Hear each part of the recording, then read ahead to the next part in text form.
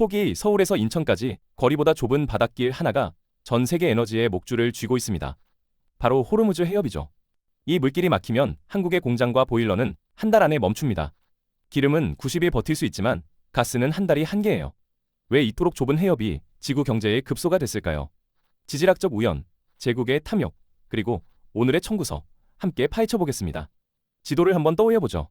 페르시아만이라는 커다란 호수 같은 바다가 있고 그 바다가 인도양으로 빠져나가는 출구가 딱 하나 있습니다. 호르무즈 해협이죠. 가장 좁은 구간의 폭은 서울에서 인천 송도까지 거리와 비슷한데 이 좁은 물길을 하루에 수십 척의 초대형 유조선이 빠져나갑니다. 페르시아만 연안에는 사우디아라비아, 이라크, 쿠웨이트, 아랍에미리트, 카타르, 이란이 나란히 붙어 있습니다. 전 세계 원유 매장량의 상당 부분이 이 바다 아래 잠들어 있고 천연가스도 마찬가지죠. 자원은 엄청난데 출구는 하나뿐이니 호르무즈가 막히면 그 안에 에너지는 꼼짝없이 갇히게 됩니다. 한국과 무슨 상관이냐고요? 우리나라가 수입하는 원유의 3분의 2 안팎이 바로 이 해협을 거쳐옵니다. 천연가스는 사정이 조금 다르죠.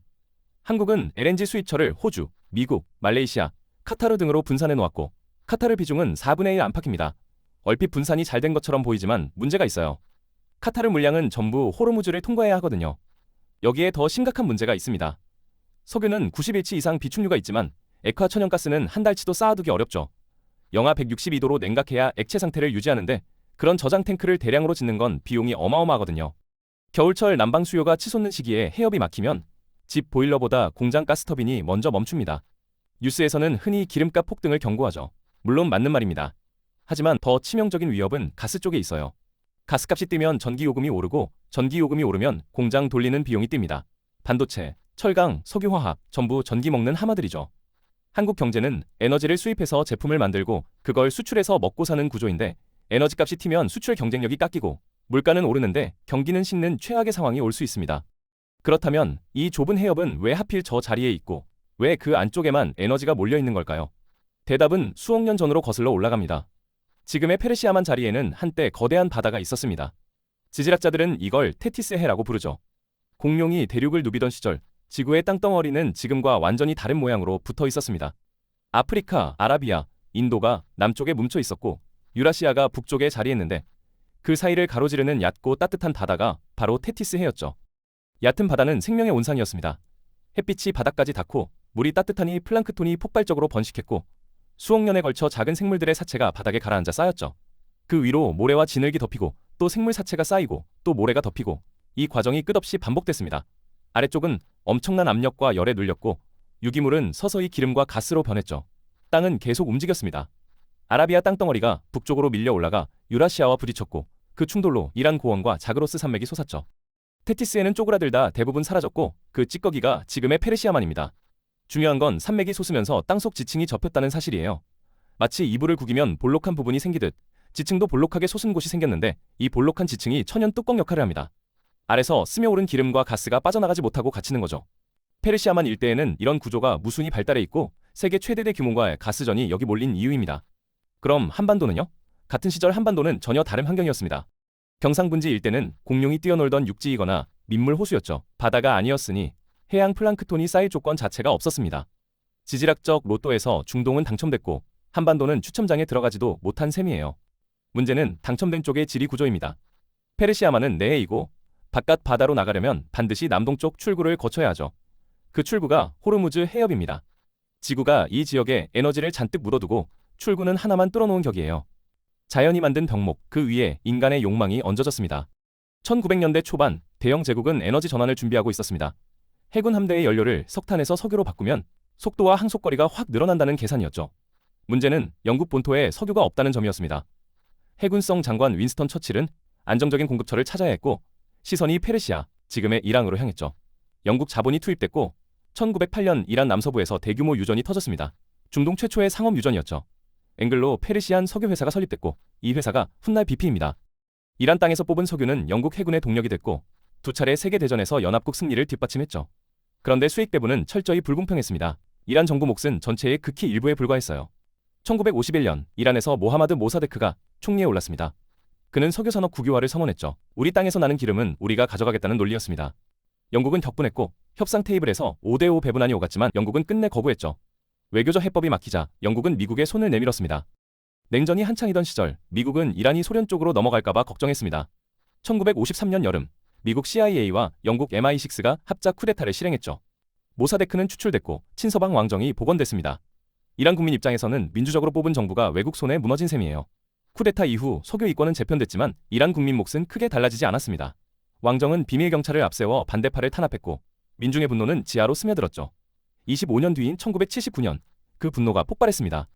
이슬람 혁명이 일어나 왕정이 무너졌고 반미 반서방을 국가 정체성으로 내건 신정체제가 들어섰죠. 미국 대사관 인질 사태가 터졌고 이후 40년 넘게 이란과 미국은 적대 관계를 이어오고 있습니다. 역사가들은 종종 1953년을 분기점으로 꼽습니다. 그때 영국이 협상을 받아들였다면 이란은 지금처럼 극단적인 체제로 흐르지 않았을 수 있다는 가정이죠. 물론 역사에 가정은 없습니다. 분명한 건 제국의 탐욕이 남긴 청구서가 70년이 지난 오늘까지 이자를 붙여 날아오고 있다는 사실입니다. 그 청구서의 무게를 실감하려면 지금 호르무즈 해협 위에서 벌어지는 일을 봐야 합니다. 호르무즈 해협 상공에는 늘 미국 해군 정찰기가 떠 있습니다. 해협 양쪽에는 미군 기지와 이란 혁명수비대 미사일 기지가 마주보고 있고 평시에도 양측 함정이 수시로 아슬아슬하게 스쳐 지나가죠. 경고 무선이 오가고 때로는 위협 사격이 교환됩니다. 세계에서 가장 바쁜 유조선 항로가 동시에 세계에서 가장 긴장된 군사 대치 현장인 셈이에요. 이란은 이 병목의 가치를 정확히 알고 있습니다. 경제 제재로 수출길이 막힐 때마다 이란 고위 인사들은 해협 봉쇄 카드를 꺼내죠. 실제로 봉쇄가 실행된 적은 아직 없습니다. 하지만 봉쇄 위험만으로도 국제 유가는 출렁이고 해상 보험료가 뛰고 유조선 용선료가 오르죠. 그 비용은 고스란히 수입국 소비자에게 전달됩니다. 2019년 여름 해협 인근에서 유조선 피습 사건이 연달아 터졌습니다. 일본 소유 선박과 노르웨이 유조선이 폭발 피해를 입었는데 미국은 이란 소행이라고 발표했고 이란은 부인했죠. 진상은 여전히 논쟁 중이지만 사건 직후 해상보험료는 급등했습니다. 같은 해 영국 유조선 한 척이 이란에 납포됐다가 2달 뒤 풀려났는데 이란은 영국이 지브롤터에서 이란 유조선을 억류한 데 대한 보복이라고 주장했죠. 이런 사건이 터질 때마다 한국 정유사와 가스 수입사는 비상 대응에 들어갑니다. 대체 물량 확보, 항로 우회, 계약 조건 재협상, 비용은 눈에 보이지 않게 쌓이죠. 최근에는 또 다른 변수가 떠오르고 있습니다. 일부 분석가들 사이에서 이란이 위안화 결제 선박은 통과시키려 한다는 관측이 나오죠. 사실 여부를 떠나 이런 시나리오 자체가 의미한 바가 있습니다. 호르무즈 위의 긴장이 단순한 군사 대치를 넘어 미국의 달러 패권에 균열을 내려는 경제전쟁 성격까지 띠기 시작했다는 점이에요. 호르무즈 위의 긴장은 먼 나라 이야기가 아닙니다. 한국 경제의 동맥에 조임새가 채워져 있는 형국이죠. 한국 경제는 수십 년간 상대적으로 저렴한 중동산 에너지를 기반으로 성장해왔습니다. 1970년대 중동 건설분에 인력을 보내 외화를 벌고 그 돈으로 석유를 사왔죠. 정유, 석유화학, 조선, 전부 이 구조 위에서 자랐습니다. 에너지를 수입해서 제품을 만들고 그걸 수출해서 먹고 사는 구조가 완성된 거예요. 이 구조의 전제 조건은 에너지 공급이 안정적이고 가격이 예측 가능해야 한다는 겁니다. 그런데 그 전제가 흔들리면 어떻게 될까요? 2022년 겨울 유럽이 그 답을 보여줬습니다. 러시아산 가스 공급이 끊기면서 천연가스 가격이 전년 대비 10배 가까이 치솟았죠. 독일 루트비 히스하펜에 있는 세계 최대 화한지 바스프는 가동률을 낮춰야 했고 중소 유리 공장과 세라믹 업체들은 아예 문을 닫았습니다. 에너지 비용이 매출의 절반을 넘어서니 공장을 돌릴수록 적자가 나는 상황이 된 거죠. 이탈리아에서는 역사 깊은 제철소가 멈췄고 영국에서는 비료 공장이 생산을 중단했습니다. 한국이 호르무즈 봉쇄를 맞는다면 비슷한 시나리오가 펼쳐질 수 있습니다. 업종별로 보면 그림이 더 선명해지죠. 반도체 공장은 24시간 쉬지 않고 돌아갑니다. 클린룸 온도와 습도를 유지하는 데만 엄청난 전력이 들어가죠. 전기요금이 뛰면 원가가 직격탄을 맞습니다. 철강은 전기로에서 고철을 녹이는데 전기 없이는 쇳물 한 방울 못 만들어요. 석유화학은 원료인 나프타 가격이 오르면 마진이 쪼그라들고 LNG 가격까지 뛰면 공정 열원 비용도 덩달아 오릅니다. 이 세 업종이 한국 수출의 핵심축인데 전부 에너지 집약 산업이에요. 연쇄 반응은 이렇게 작동합니다. 가스값이 뛰면 발전 원가가 오르고 전기요금 인상 압력이 커지죠. 한국전력은 오랫동안 전기요금을 낮게 유지해왔는데 연료비가 올라도 요금을 바로 올리기 어려우니 적자가 쌓입니다. 2022년 한전 적자가 30조 원을 넘긴 적이 있어요. 결국 요금 인상이 불가피해지면 공장 돌리는 비용이 뛰고 수출 시장에서 가격 경쟁력이 떨어지죠. 기업만 타격받는 게 아닙니다. 가게는 주유비, 난방비, 전기료 3중고에 시달리고 장바구니 물가까지 오릅니다. 물류비가 뛰면 배추 한 포기, 사과 한 알 가격에도 반영되거든요. 소비가 줄면 내수 경기가 식고 그런데 물가는 계속 오르니 중앙은행은 금리를 올려야 합니다. 금리가 오르면 대출 이자 부담이 커지고 부동산 시장이 흔들리죠. 물가는 오르는데 경기는 식는 스태그플레이션의 전형적인 경로입니다. 에너지를 수입에 의존하는 경제가 치르는 구조적 비용이에요. 평상시에는 잘 안 보이죠. 위기가 터져야 비로소 체감되는데 호르무즈 위의 긴장이 고조될 때마다 한국 경제는 이 취약성을 상기하게 됩니다. 일본은 1970년대 오일 쇼크 때 이 교훈을 뼈에 새겼습니다. 1973년 10월 중동 산유국들이 원유 감산과 가격 인상을 단행하자 일본 경제는 패닉에 빠졌죠. 화장지 사재기가 벌어졌고 주유소마다 긴 줄이 늘어섰습니다. 고도 성장기가 끝나고 처음 맞는 마이너스 성장이었어요. 일본 정부는 그 충격 이후 에너지 정책을 완전히 뜯어고쳤습니다. 석유 의존도를 낮추기 위해 원전을 대거 지었고 LNG 수입을 늘리면서 공급처를 철저히 분산시켰죠. 호주, 말레이시아, 인도네시아, 브루나이, 미국, 카타르 한 나라 비중이 너무 높아지지 않도록 계약을 쪼갰습니다. 덕분에 2022년 러시아 가스 위기 때도 일본은 유럽보다 충격이 적었어요. 한 곳이 막혀도 다른 곳에서 메울 여력이 있었던 거죠. 유럽은 2022년에야 같은 수업료를 냈습니다. 사실 유럽은 러시아 가스에 중독돼 있었어요. 독일은 수입 가스의 절반 이상을 러시아에서 들여왔고 노르트 스트림 파이프라인은 에너지 안보의 상징처럼 여겨졌죠. 가격이 싸고 공급이 안정적이니 굳이 다른 곳을 찾을 이유가 없었습니다. 그런데 러시아가 우크라이나를 침공하면서 상황이 뒤집혔습니다. 러시아가 가스를 무기로 쓰기 시작하자 유럽은 급히 대안을 찾아야 했죠.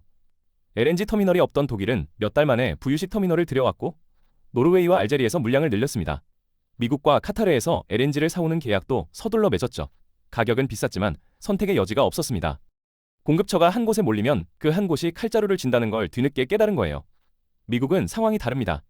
2010년대 셰일 혁명 이후 석유와 가스를 자급하고도 남아서 수출까지 하는 나라가 됐죠. 호르무즈가 막혀도 미국 본토에는 직접적 타격이 없습니다. 다만 동맹국 에너지 안보와 국제 유가 안정에 이해관계가 있어서 페르시아만의 항모 전단을 상시 배치하고 있어요. 미국 입장에서 호르무즈는 자기 집 문제가 아니라 친구 집 문제인 셈이죠. 한국은 이 가운데 어디쯤 와 있을까요? 일본처럼 50년 전에 교훈을 얻은 것도 아니고 유럽처럼 직접 가스 끊김을 경험한 것도 아닙니다. 위기 전에 미리 준비하는 단계에 있는데 문제는 그 준비가 얼마나 빠르고 철저하냐는 거죠. 한국 정부는 LNG 공급처 다변화를 추진하고 있습니다. 가장 눈에 띄는 움직임은 미국산 LNG 장기 계약이에요. 2020년대 들어 한국가스공사와 민간 기업들이 미국 텍사스, 루이지애나 등에서 나오는 셰일 가스를 20년 넘게 들여오는 계약을 잇따라 체결했죠. 미국산 LNG는 멕시코만에서 배에 실려 파나마 운하나 수에즈 운하를 거쳐 한국으로 옵니다. 호르무즈 해협을 거치지 않아요. 호주도 중요한 공급처입니다. 호주 북서부 해안에는 대규모 LNG 플랜트들이 있고 한국은 오래전부터 여기서 물량을 들여오고 있죠. 호주산 역시 호르무즈와 무관한 경로입니다. 오만, 모잠비크 등 새로운 공급처도 추가되고 있어요. 이렇게 호르무즈를 통과하지 않는 LNG 비중이 늘어나면 봉쇄 시 충격이 줄어듭니다. 다만 LNG 장기 계약은 20년, 30년 단위로 묶이는 경우가 많아요. 수요 예측도 어렵고 가격 협상도 복잡하죠. 지금 계약한 물량이 실제로 들어오기까지 몇 년이 걸리는 경우도 있습니다. 단기간에 구조를 확 바꾸기는 어려워요. LNG 말고 다른 카드도 있습니다. 원전 재가동, 태양광, 풍력 같은 재생에너지 확대, 공장과 건물의 에너지 효율화 여러 방향으로 움직이고 있죠. 하지만 원전 하나 짓는데 10년, 재생에너지 비중 유의미하게 올리는데 수십 년이 걸려요. 어느 것 하나 단기간에 판을 바꾸지는 못합니다. 결국 에너지 전환은 마라톤입니다. 그런데 지정학적 리스크는 언제 터질지 모르죠. 호르무즈 봉쇄가 내년에 올 수도, 10년 뒤에 올 수도, 영영 안 올 수도 있어요. 준비와 위기 사이의 간극을 얼마나 빨리 좁히느냐가 관건입니다. 호르무즈 해협은 지구가 만든 병목입니다. 수억 년 전 테티스해가 남긴 기름과 가스가 그 안쪽에 묻혀있고 지각 변동이 출구를 좁혀놓았죠. 자연의 우연 위에 제국의 탐욕이 얹어지고 냉전의 논리가 덧칠해지고 혁명과 적대의 역사가 쌓였습니다. 그 결과물이 오늘의 긴장이에요. 마키아벨리의 말로 알려진 경구가 있습니다. 전쟁은 원할 때 시작할 수 있어도 원할 때 멈출 수는 없다. 호르무즈 위의 긴장이 언제 폭발할지는 아무도 모릅니다. 폭발하지 않기를 바랄 수는 있지만 폭발에 대비하지 않을 수는 없죠. 한국의 딜레마는 선명합니다. 에너지 없이는 공장이 안 돌아가고 공장이 안 돌아가면 수출이 안 되고 수출이 안 되면 경제가 안 돌아가요. 그런데 그 에너지의 상당 부분이 지구 반대편 좁은 해협 하나에 목숨을 걸고 있죠. 비축유는 석 달 버틸 수 있지만 가스는 한 달이에요. 겨울에 터지면 난방과 산업 중 하나를 선택해야 하는 상황이 올 수도 있습니다. 분산, 비축, 대안 해법의 방향은 단순합니다. 한 곳에 몰리면 취약해지니 여러 곳으로 나누고 위기에 대비해 쌓아두고 다른 에너지원을 늘려야 하죠. 문제는 이게 다 시간과 돈과 정치적 결단이 필요한 일이라는 겁니다. 한국에 대한 경고도 분명합니다. 에너지 전환 논의가 이념 갈등으로 표류하는 사이 호르무즈 위의 조임새는 느슨해지지 않죠. 원전을 할 건지 말 건지, 재생에너지를 얼마나 빨리 늘릴 건지, LNG 계약을 어디서 얼마나 맺을 건지 이런 결정들이 정치 싸움에 묻혀 지지부진하면 결국 비용은 국민에게 돌아옵니다. 선택을 미루는 비용은 이자가 붙어 돌아와요. 호르무즈는 먼 바다 위의 이름이지만 그 바다의 출렁임은 한국 가계의 전기요금 고지서와 주유소 계기판에 그대로 전해집니다. 먼 나라 뉴스가 아니에요. 열린 질문 하나 남깁니다. 먼 바다의 갈등이 내 지갑을 건드리는 시대. 우리는 과연 무엇을 준비하고 있을까요? 오늘 준비한 영상은 여기까지입니다. 감사합니다.